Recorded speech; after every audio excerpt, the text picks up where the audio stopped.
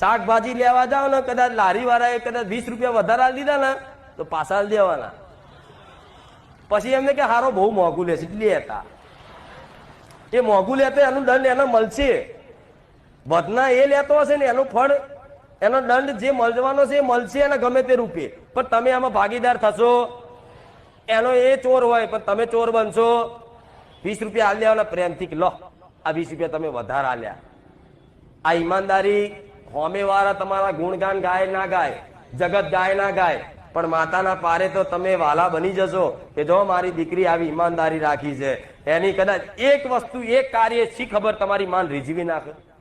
તમારું એક નાનું અમથું કાર્ય તમારી કુળદેવીને રીઝવી નાખે શી ખબર. બને ને એવું એક જ કાર્ય તમારી માતા પરીક્ષા કરે જે ગણો હોય પણ જોતી જ હોય 24 કલાક. એક જ નાનું અમથું તે સત્કાર્ય તમે હૃદય